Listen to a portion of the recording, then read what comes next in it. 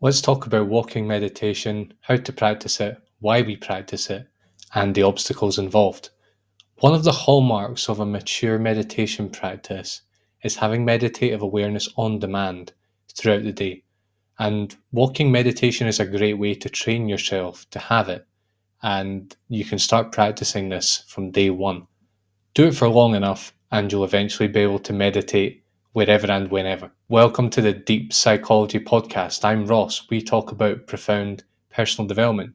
You can find me on all the major podcasting platforms or head to deeppsychology.com, visited by thousands every month for tons of free resources. And follow the link in the description for the accompanying article for this episode. So, walking meditation. Basically, if you do meditation for some time as a daily habit, maybe 20 minutes, half an hour, 45 minutes a day, you'll naturally begin to bring it into everyday life. It'll start to inform how you live your life. And walking meditation is a powerful way to make that more systematic and make it more deliberate.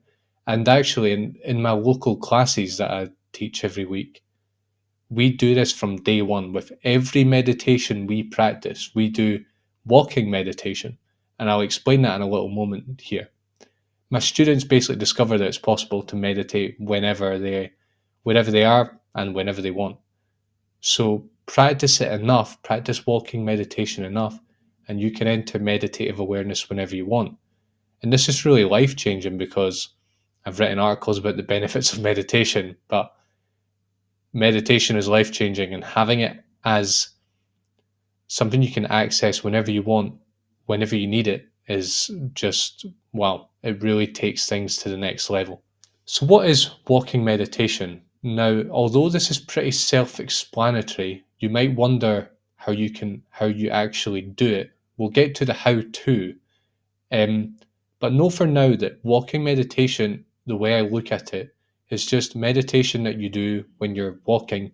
And actually, you don't need to be walking, you can just be moving. It's more moving meditation. I often call it moving meditation. So you can be walking around outside, you can be doing tasks at home like washing the dishes or hanging up your clothes or chopping vegetables or whatever. You can be commuting, and really, in any real life situation, you can practice your meditation. If you're moving, if you're doing something, you can also meditate.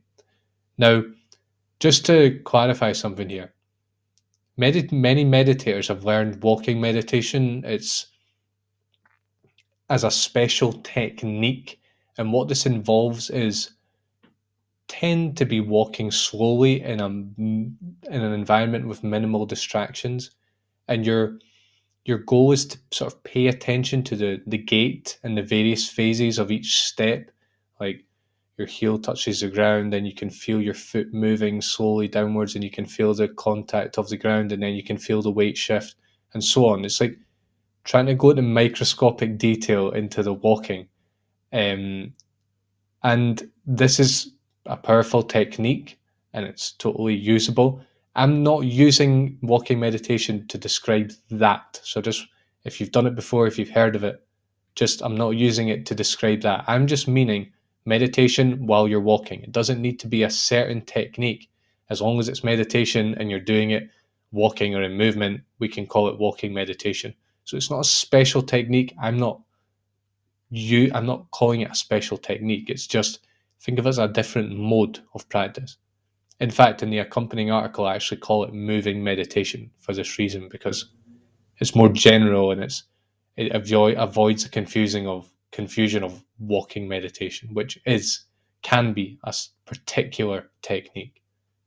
And in my local classes, as I was saying, we practice in stillness. So we practice sitting down in a chair on the floor, lying down in a minimal, there's not a lot of distractions where we do the classes.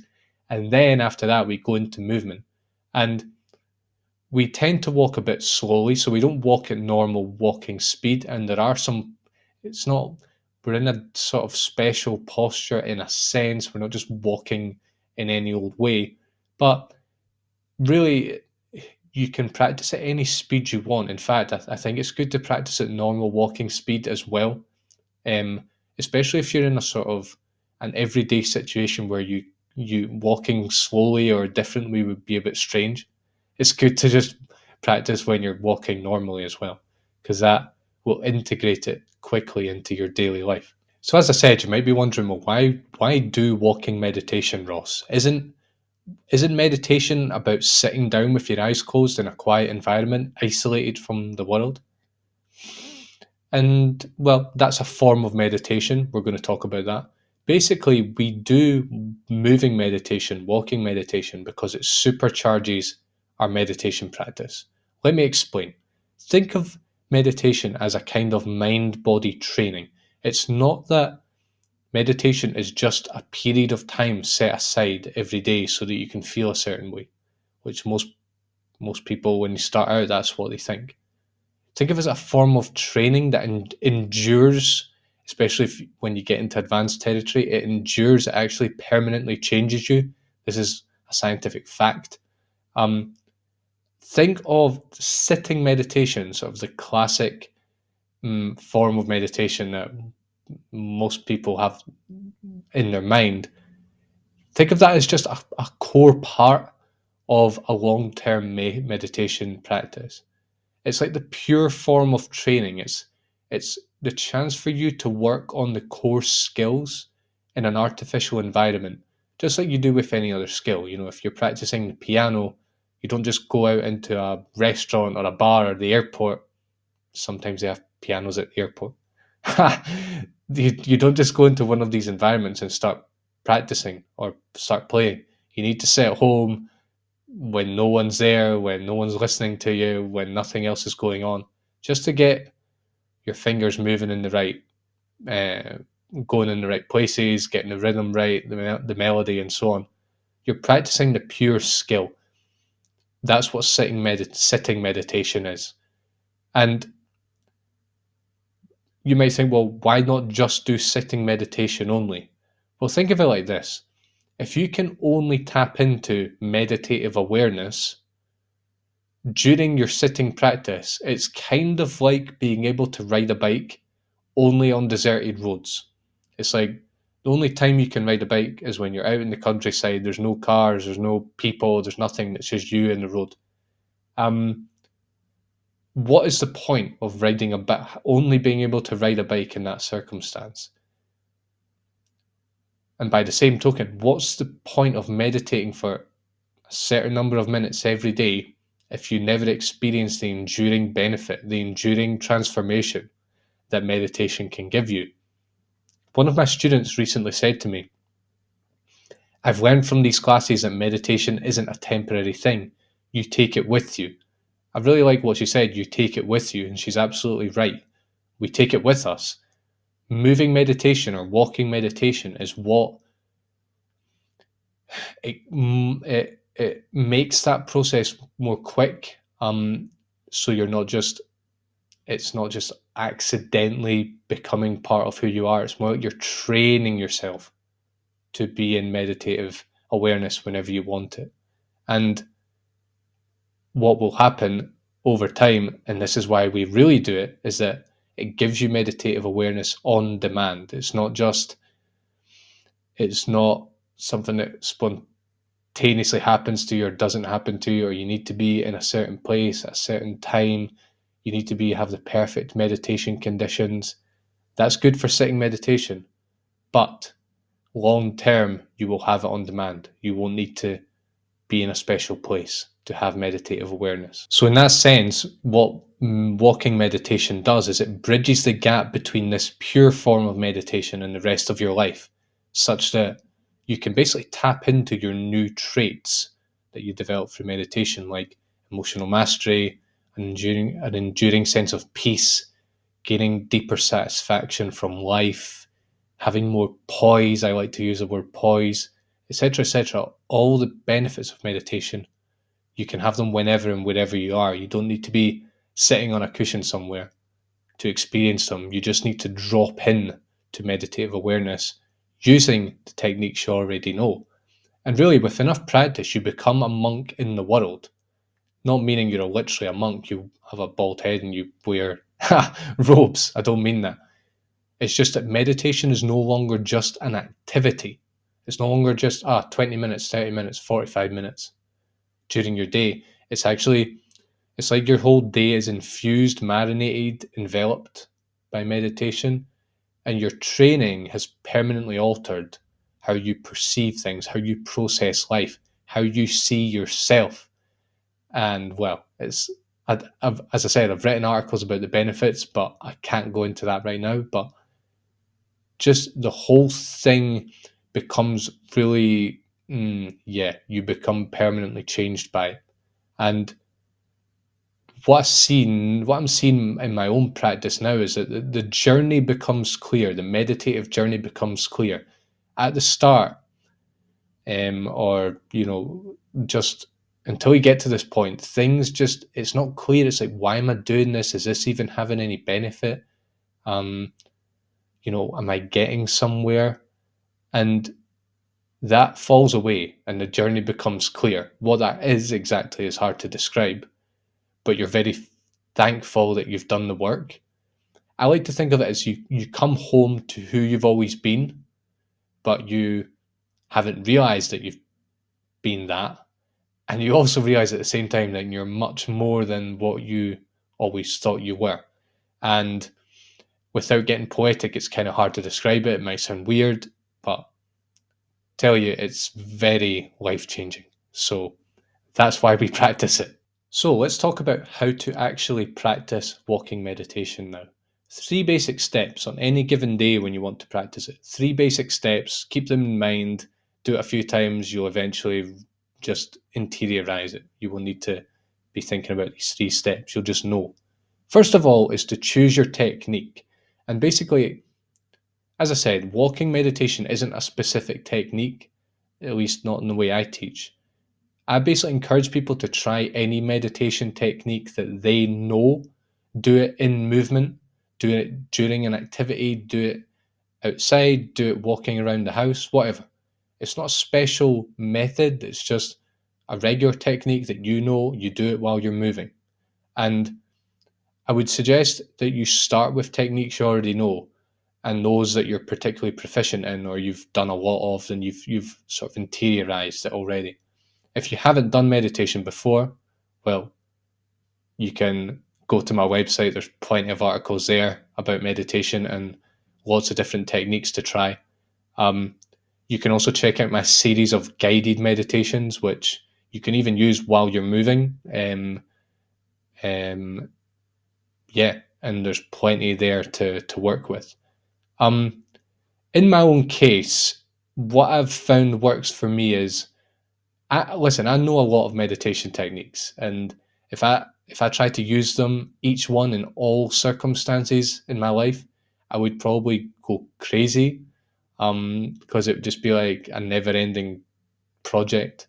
And what my approach has been then is to find one or two that work well in a specific situation, circumstance, life, challenge, an activity, and just work at those over and over again. For example, when I'm cooking and I want to do meditation at the same time, yes, that's possible. I know that focusing on sight, I've actually got to look for that on my website, search for it on my website. I've got a guided meditation on sight. I know that that works well because it's a very visual activity cooking. You're chopping, you're measuring things, you're frying, you're using your visual field a lot. In fact, you can't cook blind. You have to be able to see. It's essential. And also just the movement and the colors and the different sort of textures that you're working with, visual textures, it really lends well to working with sight. When I'm out in nature, I work with sight and sound a lot because it helps me immerse myself in the environment and get more out of the experience. If I'm having a difficult day, I work with emotions because usually it's, there's sadness or anger or frustration or whatever. I know that working with my emotions is productive. So you see that in each situation, I'm cooking, I'm out in nature, I'm having a difficult day. When I'm doing my moving meditation, it's I'm picking something specific according to that activity. Now, listen, if you're not doing an activity, if you're literally just walking around your living room, listen, you can use any technique you want. But if you're doing it during an activity, or you're doing it to sort of deal with something in particular, I would, you know, try and find a technique that is specific to that and use that during the activity or during the difficult situation. That's how it works for me. I tailor my moving meditation to the moment. And really, the nuances are endless here. You know, I'm not going to give you a complete list. It would be pretty boring, and it's not really that important.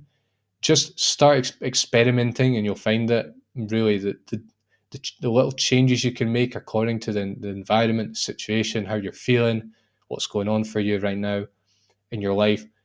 It, there's so much room for customization here. So you just need to get going with it, practice it, and start customizing. You'll realize, oh, in this specific, very specific circumstance, this meditation is what's best for me. In this other one, I'll use this meditation, and so on.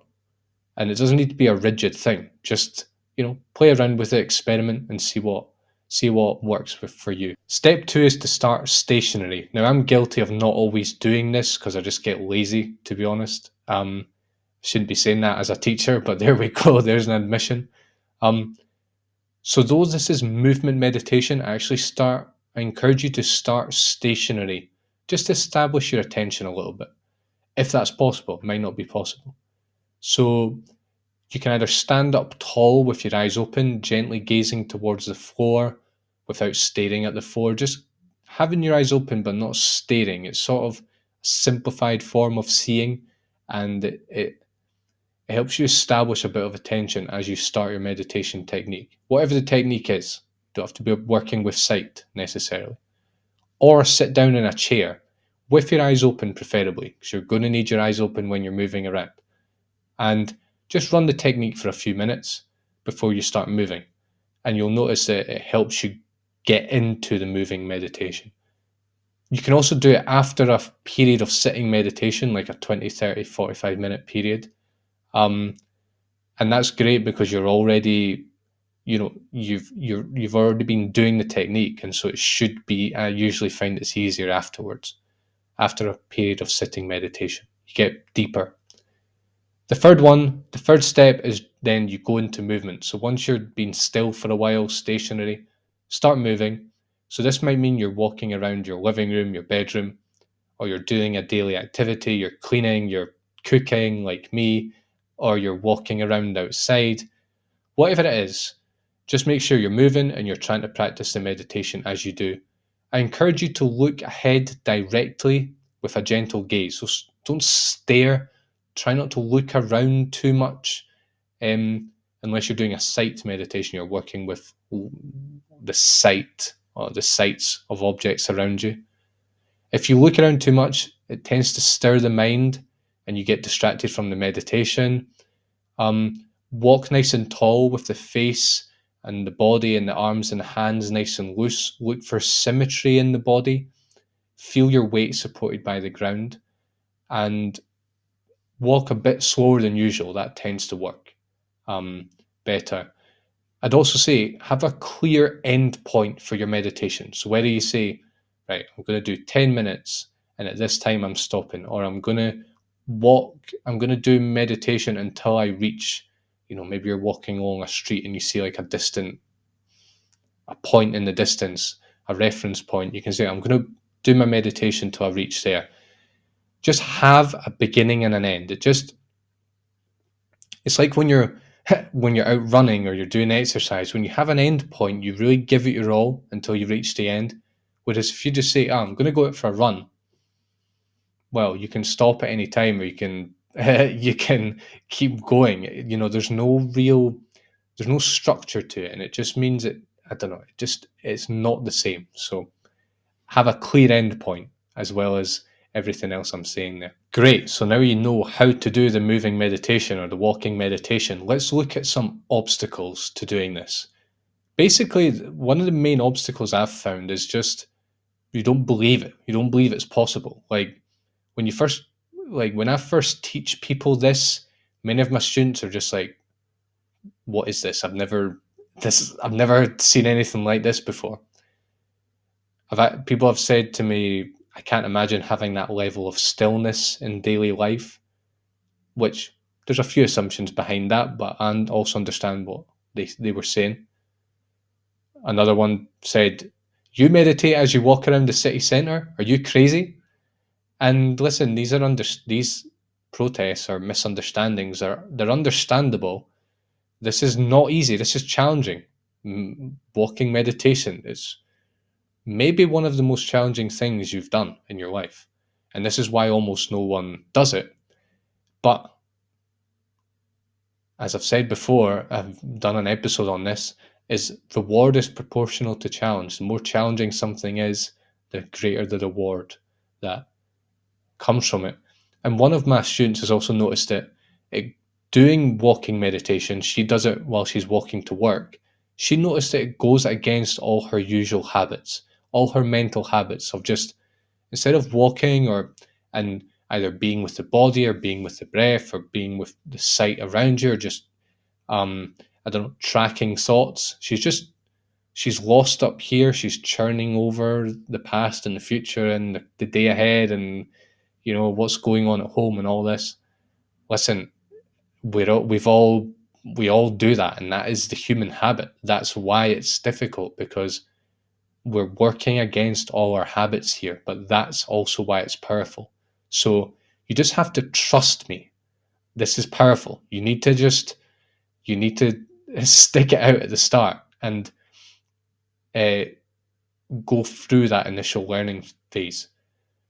Like all new activities, whatever you're doing, you're learning a new instrument, you're learning a language, you're starting a new job, you're learning to, I don't know, drive a motorbike, whatever. It feels weird to begin with. Moving meditation, walking meditation, it feels weird to begin with, simply because it goes against all our usual habits. But over time, you're going to get used to it, and you're going to actually love it. You're going to like every, not in a neurotic way, but just you're going to see it. Oh, I'm doing this, and this is an opportunity for me to practice my meditation while I'm doing this. And you'll get more out of everything you do when you're doing this. You have to just be persistent. Like when you're starting out, you do 5 or 10 minutes, for example. You'll find that your attention's all over the place. Um, it'll wander all over the place, and you're going to have maybe a few moments of clarity and attention. You're going to have a few moments where it feels like you're actually meditating, and that's fine. Listen, a few moments, that's progress. That you're doing well. You're putting the effort in. You're you're going through that initial phase. And even when you've been doing it for a while, you're still going to have days where it's just not happening. And you're just going to have those few little glimpses of that meditative awareness. And that'll be it. But it's that's not the point. The point is just the effort and the continuity. And over time, even if a given practice session, a given walking meditation doesn't seem like a good meditation, it's not about that. It's about the accumulated effort and the accumulated change rather than a given what happens on a given day. See this as training. It is training. See it like training. Do it for 5 or 10 minutes every day to accompany your sitting meditation. And over time, I promise you will see progress. And you have to always keep in mind the reward here. The reward is all the benefits you get from meditation, but whenever you want. You don't need to be at home. You don't need to have the perfect environment.